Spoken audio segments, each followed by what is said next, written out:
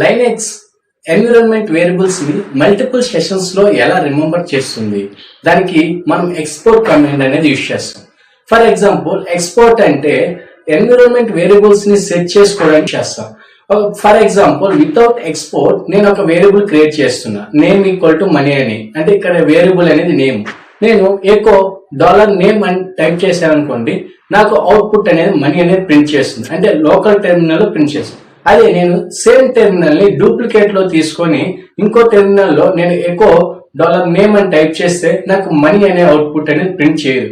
ఎందుకంటే ఇది local variable మాత్రమే, మల్టిపుల్ సెషన్స్ లో వర్కౌట్ అవ్వదు. దీనికోసమే మనం లైనెక్స్ లో ఎక్స్పోర్ట్ కమాండ్ అనేది యూజ్ చేస్తాం. ఫర్ ఎగ్జాంపుల్ విత్ ఎక్స్పోర్ట్ నేను export name equal to variable name equal to money అని ఇచ్చాను అనుకోండి, నేను ఎకో $నేమ్ అని ప్రింట్ చేస్తే నాకు మనీ అనేది అవుట్పుట్ వస్తుంది. అలానే డూప్లికేట్ సెషన్ తీసుకున్న తర్వాత కూడా నేను ఎకో $నేమ్ అని టైప్ చేశాను అనుకోండి, నాకు అవుట్పుట్ అనేది మనీ అని వస్తుంది. ఎందుకంటే ఎక్స్పోర్ట్ కమాండ్ అనేది ఎన్విరాన్మెంట్ వేరియబుల్స్ ని సెట్ చేస్తుంది. వేరియబుల్ అనేది లోకల్లో మాత్రమే, సింగిల్ టెర్మినల్ లో మాత్రమే వర్క్ అవుతుంది.